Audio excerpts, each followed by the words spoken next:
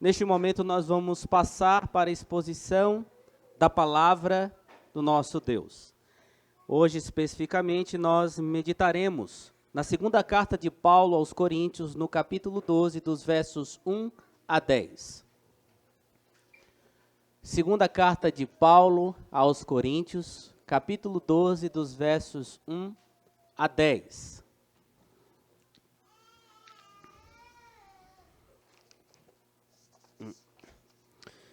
Acompanhe atentamente a leitura da palavra do Senhor, que diz o seguinte. Farei a leitura na versão Almeida Revista e Atualizada. Se é necessário que me glorie, ainda que não convém, passarei as visões e revelações do Senhor. Conheço o homem em Cristo, que há 14 anos foi arrebatado ao terceiro céu. Se no corpo ou fora do corpo, não sei, Deus o sabe. E sei que tal homem, se no corpo ou fora do corpo, não sei, Deus o sabe, foi arrebatado ao paraíso e ouviu palavras inefáveis, as quais não é lícito ao homem referir. De tal coisa me gloriarei, não, porém, de mim mesmo, salvo nas minhas fraquezas. Pois, se eu vier a gloriar-me, não serei nécio, porque direi a verdade. Mas abstenho-me para que ninguém se preocupe comigo mais do que em mim vê ou de mim ouve. E, para que não me ensoberbecesse com a grandeza das revelações, foi-me posto um espinho na carne, mensageiro de Satanás, para me esbofetear a fim de que não me exalte. Por causa disso, 3 vezes pedi ao Senhor que afastasse de mim. Então ele me disse: a minha graça te basta, porque o poder se aperfeiçoa na fraqueza. De boa vontade, pois, mas me gloriarei nas fraquezas, para que sobre mim repouse o poder de Cristo. Pelo que sinto prazer nas fraquezas, nas injúrias, nas necessidades, nas perseguições, nas angústias, por amor de Cristo. Porque quando sou fraco, então é que sou forte. Vamos orar mais uma vez, clamando a misericórdia do Senhor para que possamos entender a sua palavra nesta manhã.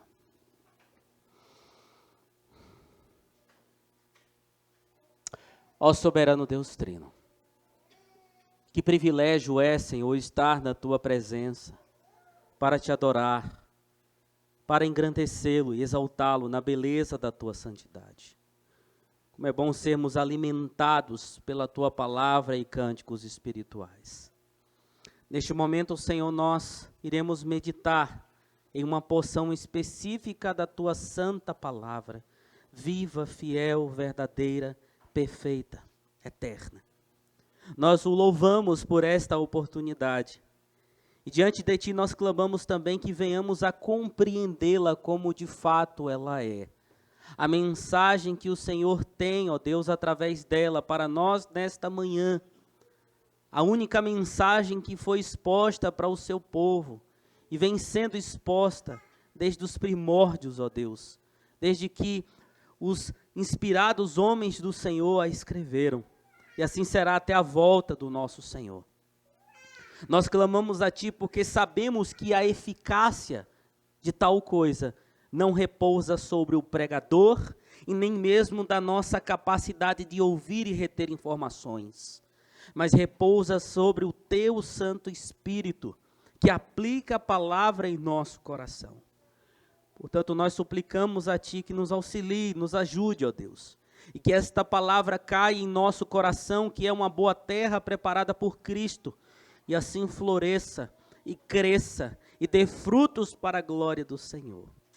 Nós rogamos em nome do nosso Redentor Jesus Cristo e pelos méritos dele. Amém.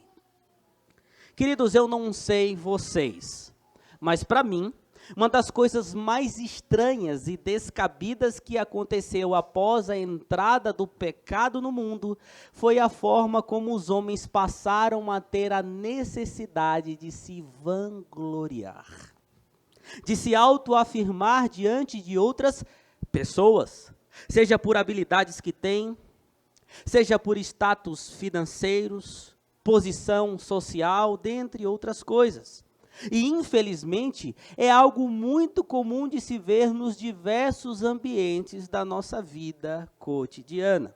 Por exemplo, quando tem os encontros de famílias, pais, mães, filhos, tias, tios, primos, às vezes aquele churrascão que se faz no final de semana, de repente um tio começa a falar de uma experiência que ele teve em viajar vários lugares, para vários lugares no mundo.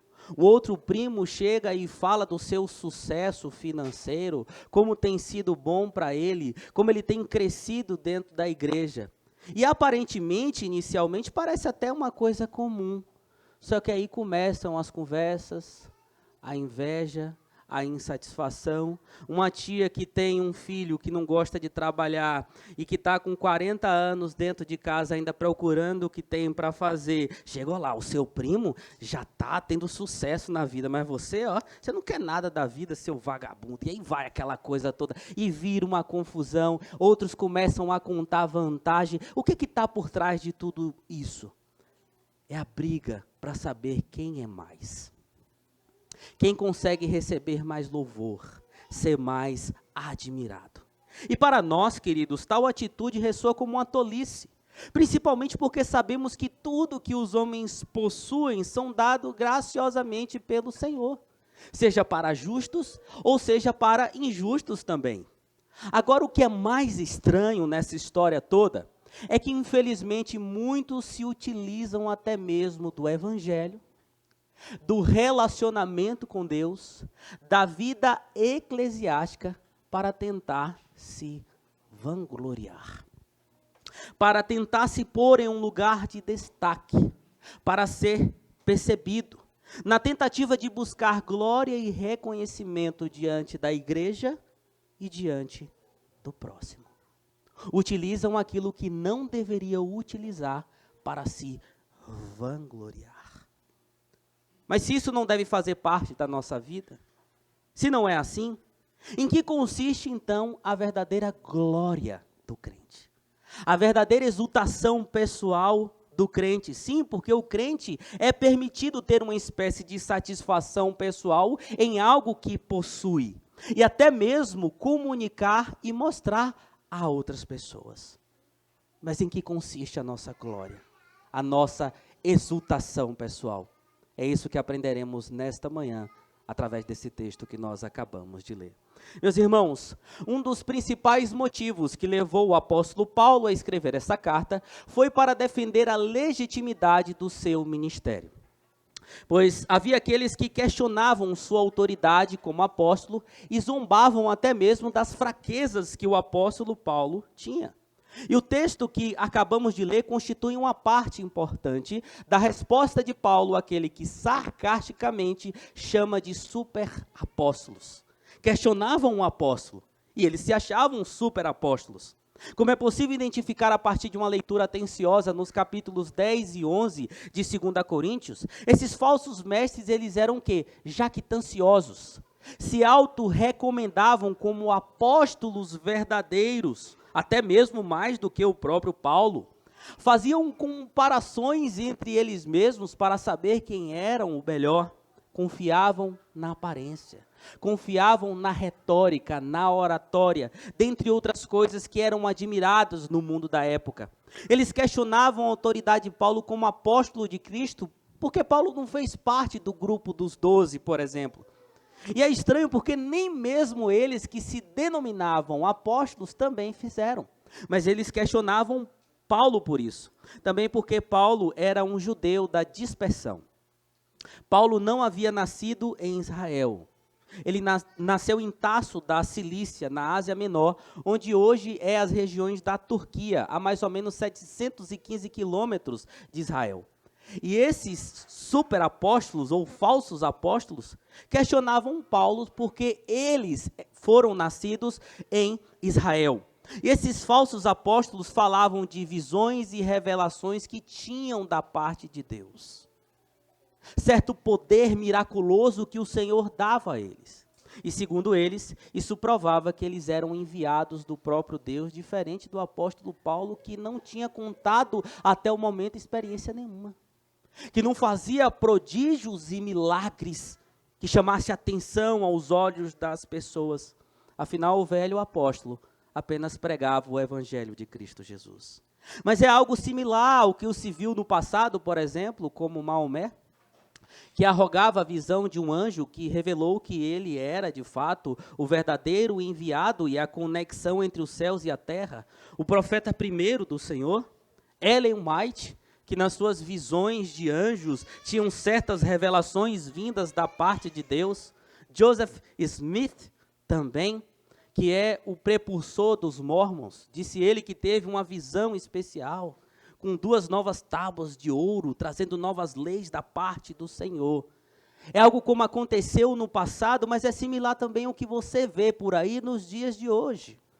Muitos homens que arrogam para si certa importância mais diante de Deus e dos homens, que se colocam como grandes nomes, líderes renomados, muitos que se intitulam apóstolos, e até mesmo paipóstolos, ou outros que se intitulam até patriarcas. Já existe isso, infelizmente, no nosso país. Eles buscam a autoexaltação nos títulos, nas experiências que sabemos que são pseudo-experiências com Deus, para dizer que existe neles a verdadeira glória do crente, pautada em falsas experiências. Mas, queridos, é através dessa resposta de Paulo às falsas acusações contra ele, que nós iremos extrair definitivamente a resposta para a seguinte pergunta: em que consiste a verdadeira glória do crente?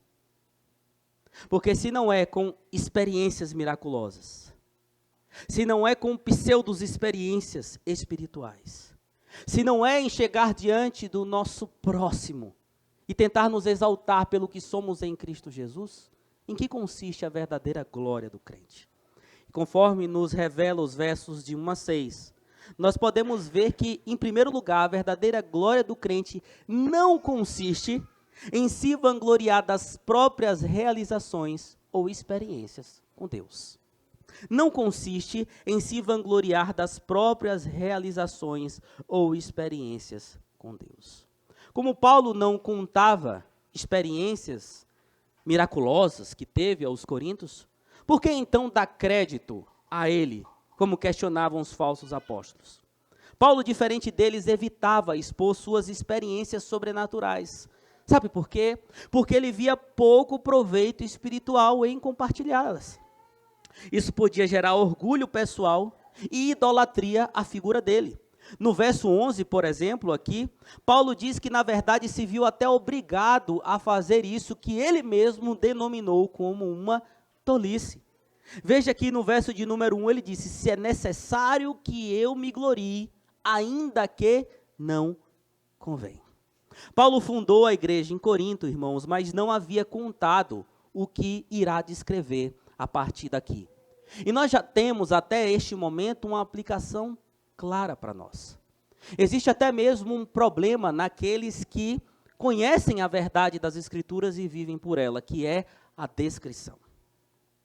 Muitos de nós querem evidenciar sempre o que fazem, querem se aparecer, querem mostrar as suas características. Parece que é difícil, até mesmo para nós que conhecemos a verdade, fazer tudo apenas para a glória de Deus. Querendo apenas o reconhecimento para a glória de Deus, no íntimo, no particular. Afinal, como disse o nosso Senhor Jesus Cristo, guardai-vos de exercer a vossa justiça diante dos homens, a fim de serdes reconhecidos por ele. De outra sorte, não terás o vosso galardão que estás nos céus. O apóstolo Paulo era discreto com as coisas do Senhor. Também devemos o ser. Mas voltando ao texto, Por causa disso, mesmo sabendo que não era algo proveitoso, Paulo conta uma experiência sobrenatural que ele teve. É como se ele dissesse assim: tá bom, esses falsos apóstolos aí estão me questionando, então vamos ver quem foi que teve uma experiência de verdade. E ele vai dizer ainda no verso de número 1, que vai passar a contar as revelações e as visões que teve do Senhor. Visões e revelações aqui do Senhor não são coisas distintas, mas complementares. Eram visões que eram revelações e revelações que vieram através das visões. Foram coisas dadas de forma sobrenatural pelo Senhor. Antes, por exemplo, vista nos patriarcas que o Senhor dava. Também em reis e profetas do Antigo Testamento. No tempo do apóstolo Paulo, dado aos outros apóstolos também, e acontecia com frequência. Revelações sobrenaturais vindas da parte do Senhor, também para a composição das Sagradas Escrituras. E aqui também fica uma outra coisa clara para nós. Meus irmãos, o que nós temos em mão é a revelação sobrenatural do Senhor, que já foi encerrada. Algo que é necessário para nós é saber que toda a Escritura é inspirada sobrenaturalmente por Deus por meio dos seus apóstolos. E aqui está a plena vontade do Senhor Deus. Aqui está a revelação total do Senhor Deus, que foi dada aos profetas e aos apóstolos do Senhor. Não precisamos de mais nada fora disso aqui.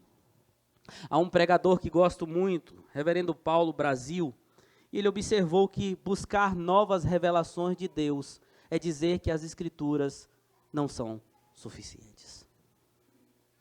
Buscar coisas fora da Escritura é dizer que a palavra de Deus é insuficiente, mas nós não cremos e não devemos crer assim. A palavra de Deus, inspirada, revelada, nos basta. Dos versos 2 a 4, Paulo mostra que passou por um arrebatamento. Ele vai dizer que foi tomado sobrenaturalmente de um lugar para o outro. Ele começa dizendo aqui: conheço um homem. Por que ele fala assim?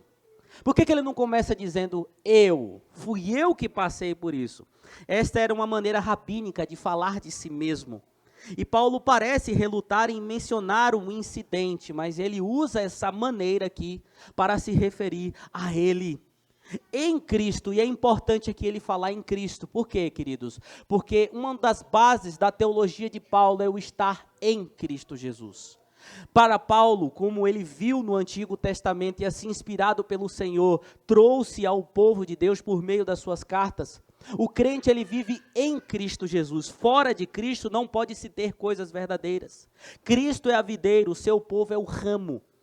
E nós assim o vivemos sendo retroalimentados por Cristo Jesus. E assim frutificando para a glória dele. Quando Paulo fala em Cristo, ele está fazendo essa associação perfeita. Foi em Jesus que eu tive essa experiência e não fora dele. Que há 14 anos foi arrebatado ao terceiro céu. Imagina aí que viagem. Ser arrebatado ao terceiro céu. Provavelmente foi no início do ministério de Paulo. Pouco antes de Barnabé vir buscá-lo para ajudar em Antioquia, conforme Atos capítulo 11. Ser arrebatado aqui é uma situação provavelmente parecida como Filipe sendo arrebatado depois do encontro com Eunuque etíope, lá em Atos 8, Enoque, Elias. E ao dizer que foi arrebatado ao terceiro céu, Paulo utiliza uma linguagem comum no judaísmo de seu tempo, também para se referir à habitação de Deus. Não é literalmente primeiro céu, segundo céu, aí depois do espaço que a gente conhece o terceiro céu. Era a forma que entendia-se, assim como sendo também o sétimo céu ou o 10º céu, o lugar onde o Senhor habitava. Se no corpo ou fora do corpo, ele não sabia. Apenas Deus sabia. Observe que ele repete essas mesmas palavras nos versos 2 e 3. Nós temos aqui um paralelismo literário para dar ênfase. Ou seja, essa incerteza da experiência serve como quebra de orgulho, contrastando com a arrogância dos falsos mestres. Eles dizem que sabem, mas eu não sei. Foi mais do que eu posso explicar. Mas o que ele sabe é que a experiência foi real. E lá ele ouviu coisas inefáveis. O que isso significa? Inexplicáveis? Muitos ensinaram que esse texto era uma referência a Paulo não compreender o que estava sendo dito ali. Porém, nós já sabemos hoje que é bem provável que o próprio Senhor, conforme é possível ver no texto grego, parece ter proibido Paulo de falar as maravilhas que ele viu ali. Não era lícito a Paulo referir as maravilhas que ali estavam. É isso que fica claro para nós no verso de número 4 também. Agora olha que interessante, queridos. Essas visões e revelações estão incluídas nesse arrebatamento do Senhor. E constitui-se um inclusio do verso 1 a 4. É importante você entender isso, para saber ler melhor as Escrituras. O verso de 1 a 4 se complementam, o verso 1 e o verso de número 4, para que você possa compreender o 4 como uma resposta ao que foi suscitado no 1, e assim ajuntar a ideia que as visões e revelações têm a ver com Paulo ser arrebatado. Dos versos 5 a 6, Paulo distingue duas coisas, e isso é importante também. Do homem em Cristo, que teve a experiência extraordinária, ele até poderia se gloriar, mas de si mesmo, de sua vida terrena, ele diz que só vai se gloriar nas suas fraquezas. Apesar da grandeza das revelações, ele diz assim: o que eu vou me gloriar mesmo é nas minhas fraquezas, nas minhas limitações. Ele deixa claro que a identidade dele não está nas visões, não está na experiência, mas em ser alguém dependente de Cristo Jesus. Verso 6 diz que Paulo poderia falar dessas experiências sem mentir, porque foram reais, mas preferia não fazê-lo. Paulo não escondeu que foi arrebatado, mas também não transformou isso em plataforma de ministério. Olhem para mim, eu sou um apóstolo verdadeiro porque tive essas experiências. Ele evita que a igreja o exalte com base nas revelações privadas. Ele quer ser reconhecido apenas pelo que é visível e audível em seu ministério, o seu caráter, o seu ensino, a sua vida. Isso mostra a sua humildade pastoral, sua confiança no seu chamado em Cristo Jesus e a fidelidade a Ele. Meus irmãos, vida com Deus, experiências até lícitas e verdadeiras com Deus, não são nos dadas para nos gabar diante dos homens, mas para viver diariamente diante de Deus. Quando eu falo de experiências, eu não estou falando como se dizem hoje por aí. Mas uma experiência certa que você pode ter na sua vida é quanto mais você ora, quanto mais você lê as Escrituras, quanto mais você se coloca aos pés do Senhor, mais você é santificado, mais você cresce para a glória do Senhor, mais você conhece Cristo Jesus. Cristo não é alguém apenas de quem você fala, mas é alguém que você tem comunhão. E assim a sua vida espiritual ela vai se desenvolvendo. Esse tipo de experiência, acima de tudo, não é para chegarmos aqui na igreja no domingo de manhã e dizer: nossa, como eu estou bem com Deus, como eu estou sendo assíduo na minha devocional, na minha leitura. Não, mas para vivermos para a glória dele no nosso ser. Nós vivemos em uma cultura autoafirmativa e autoexpositiva. As redes sociais estão aí para isso, são muitas vezes vitrine para a vanglória. Fotos, conquistas, espiritualidade exibida. Por exemplo, no nosso meio, os reformados, o que acontece? Muitos aí postam devocional hoje com a família, devocional hoje com a família, devocional hoje com a família. Estão sempre querendo colocar que estão fazendo alguma coisa para Deus dentro de casa. A criança começa a responder o catecismo. Qual a primeira coisa que eu vou fazer? Eu não vou agradecer a Deus, eu vou postar. Para todo mundo ver que meu filho com 1 ano já responde o catecismo todo. Olha que maravilha. Não, eu estou querendo levar outras pessoas a estarem contagiadas por essa possibilidade de uma criança responder aos nossos símbolos de fé. Mas será que é tão simples assim? Ou somente eu e você temos essa pecinha defeituosa chamada coração que sempre quer se aparecer e se exibir? Pregadores que ficam ali o tempo todo querendo mostrar que são bons pregadores, conhecedores da palavra de Deus, que estão numa boa igreja somente por isso e passam a se exibir. Mas Paulo nos mostra que a identidade não vem daquilo que mostramos, mas de quem somos no nosso íntimo, em Cristo Jesus. Se você constrói a sua identidade na experiência em si, fiz isso, vivi aquilo, você sempre vai viver de altos e baixos. Mas se constrói em Cristo crucificado, terá estabilidade mesmo sem os aplausos dos homens. Paulo não era um gabola, nós também não devemos ser. Agora, meus irmãos, isso nos mostra que às vezes tem dias que parece ser meio estranho para nós ouvir essas palavras, até porque os crentes do nosso país hoje vão se gabar de quê? Muitos. Eu só vou à igreja uma vez por semana. Vão se gabar disso?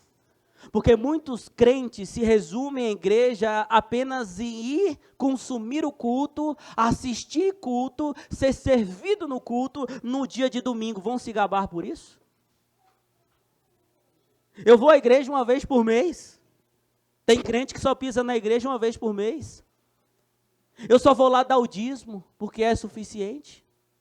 Eu vou lá só depois que acabar o culto, bater papo com os meus irmãos, ir para a escola dominical e pronto. Porque muitos crentes, infelizmente, até mesmo no nosso meio, se resumem a isso. E vão se gabar disso? Certamente não. Porque a minha igreja é grande. Porque tem muita gente lá. Será que isso é suficiente, meus irmãos? Certamente não. Igrejas muitas vezes que se gabam por serem reformadas. Queridos, nós temos uma tendência pecaminosa de pegar o que é bom e querer corromper. A tentação de se gabar por ser reformado é real. Nós somos uma igreja bíblica. Nós somos uma igreja que temos a exposição da palavra. Nós somos uma igreja que segue os símbolos de fé, herança da reforma. Nós somos uma igreja top das tops reformadas. Só que a gente não usa isso para suscitar em nós a responsabilidade de sermos mais humildes ainda.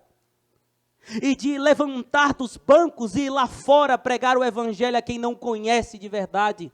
Porque o verdadeiro reformado tem a chama no seu coração de dizer a outros mendigos aonde encontrar o pão da verdade que é Cristo Jesus.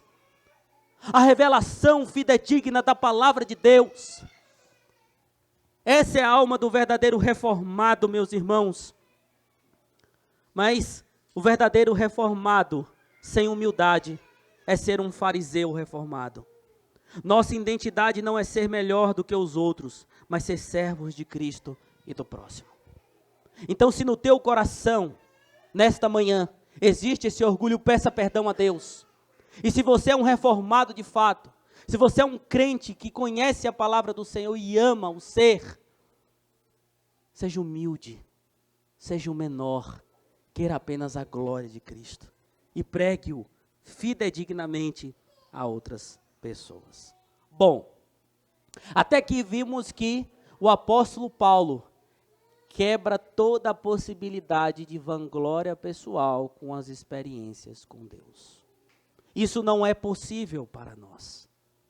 Mas existe algo, queridos, em nós, que podemos manifestar com um motivo de orgulho santo, né? Orgulho santo é uma coisa meio complicada, mas de vanglória, de alegria pessoal, de consistência, de exultação pessoal. Será que há algo em nós que pode, de fato, nos levar a isso? E o texto responde que sim. Porque a verdadeira glória do crente, conforme os versos de 7 a 10, consiste na manifestação da graça do Senhor, que se aperfeiçoa na nossa fraqueza. A verdadeira glória do cristão, exultação do cristão, consiste apenas na manifestação da graça que se aperfeiçoa na fraqueza. Agora no verso 7, Paulo começa a falar na primeira pessoa. Sim, este homem, que há 14 anos foi arrebatado, sou eu. E Paulo se separa então dos seus oponentes a partir daqui ainda mais. Porque ele vai dizer que para que não se ensoberbecesse, diferente dos soberbos que o questionavam, com a grandeza das revelações, foi-me posto um espinho na carne, um mensageiro de Satanás para me esbofetear, a fim de que não me exaltasse. Depois da experiência, Paulo percebeu que por causa da grandeza da revelação, algo começou a incomodá-lo. Sabe quando você do nada percebe que existe lá uma mancha no corpo, principalmente depois dos 30 anos, né? A gente vai se futucando aqui, começa a aparecer um caroço aqui, um caroço ali, uma mancha. Esses dias apareceu uma mancha na minha perna, eu fui lá, o doutor Fábio, o que é isso aqui, Fábio? Comecei a futucar para ver se não era uma hanseníase, né? Para ver se doía em cima. Às vezes você, depois dos 30, começa a se olhar assim, você vai achar alguma coisa. Pois bem, Paulo, depois da revelação, ele percebeu que tinha algo diferente nele. Mas no caso de Paulo, era um espinho na carne. Ele descreve como provindo de um mensageiro de Satanás. A palavra espinho aqui não consegue captar bem a essência do termo em si. Não era como um espinho de uma rosa. Provavelmente você já se deparou com o espinho de uma rosa e sabe que ele é agudo e machuca. É como se fosse uma agulha, e se você nunca teve um contato com agulha, eu não sei o que é que você está fazendo nesse mundo, né? Pelo menos com agulha você tem que ter tido um contato na sua vida, mas não. A ideia aqui é como se fosse uma estaca enorme, utilizado antes nas guerras para a morte pelo empalamento. E ele diz que tem um espinho, tem uma estaca na sua carne. Bom, pelo uso comum da expressão nas cartas de Paulo, ele tanto pode estar falando do corpo físico, ou também da sua natureza interior. Porém, não é possível identificar exatamente o que é que Paulo fala aqui. Se era uma comorbidade, se era algo espiritual, a gente não sabe. Sobre este espinho, Calvino acreditava que era um espinho na carne, em forma de tentações espirituais. Lutero achava que eram os judeus que perseguiam Paulo, os seus conterrâneos que perseguiam, dizendo que ele não era o verdadeiro servo do Senhor, ou até mesmo um apóstolo do Senhor. Sim, queridos, Paulo passou por muitas aflições físicas, problema nos olhos, tristeza por ser rejeitado pelos seus irmãos, está lá em Romanos. Tudo que ele passou, conforme foi relatado no capítulo 11, como açoites, apedrejamentos, naufrágios. Mas o que se sabe era que um mensageiro de Satanás o atormentava. E isso com a permissão do próprio Deus, do próprio Senhor. Saibam de uma coisa, Satanás não é autônomo. Como dizia Lutero, ele é o cãozinho de Deus.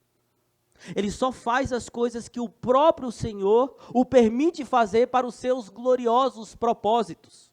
E assim como aconteceu na vida de Jó, Paulo foi então atormentado especificamente por um espírito com a permissão do Senhor. Mas qual o propósito do Senhor ter permitido isso? Paulo deixa claro, para que eu não me ensoberbecesse, para que não houvesse orgulho no meu coração. E uma coisa meio estranha aqui, porque Paulo serviria melhor aos interesses de Satanás se ele se tornasse um outro judeu insuportavelmente arrogante. Apóstolo Paulo, hebreu de hebreus quanto à lei, fariseu, um judeu puro sangue, um homem conhecedor, estudou os pés de Gamaliel, agora um cristão chamado pelo Cristo que morreu na cruz. Quanto motivo para orgulho, não é verdade? Mas ele diz assim, para que eu não fosse orgulhoso, o Senhor pôs um espinho na minha carne. É como se ele dissesse, fez Satanás lutar contra a própria natureza dele mesmo. E como vimos, querido, é do nosso coração pecaminoso usar as bênçãos de Deus para vangloriar-se. E Paulo poderia ter utilizado, mas o Senhor o livrou disso, por meio desse espinho. Tanto que Paulo diz que orou por 3 vezes. Assim como Cristo no Getsemane orou por 3 vezes. Senhor, tira esse espinho da minha carne. Mas ele recebeu um não de Cristo. Porque ele diz que orou ao Senhor. Kyrios aqui, Senhor, é uma referência a Jesus, a Yahvé.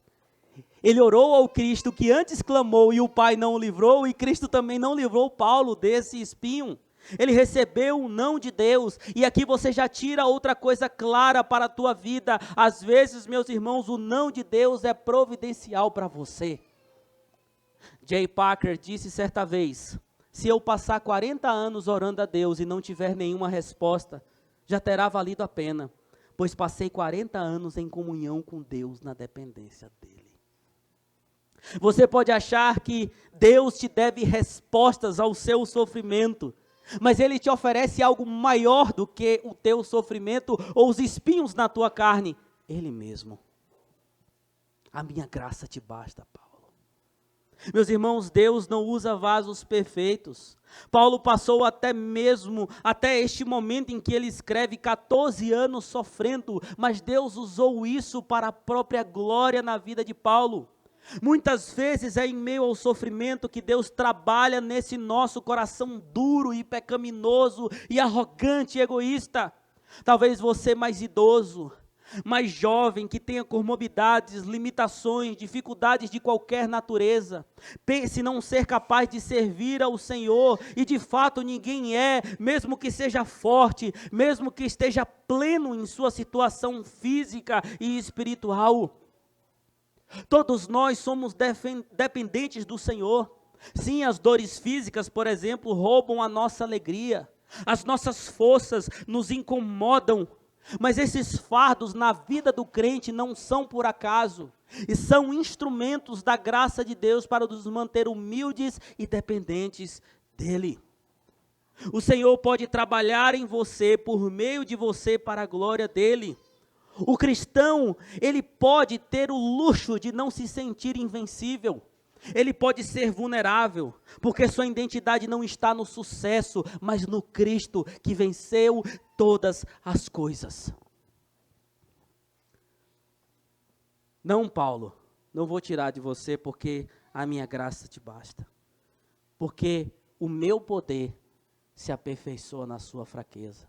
Ou conforme está no texto grego, porque o meu poder é aperfeiçoado, é passivo na sua fraqueza.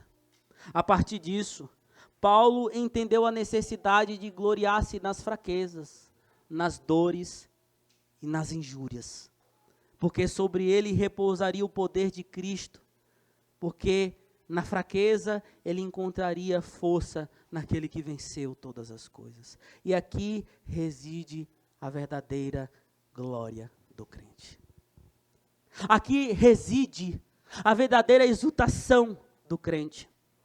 Os versos de 7 a 12 levarão o leitor a ver que expressar a fraqueza de alguém é a única maneira aceitável de seguir a Cristo em seu serviço.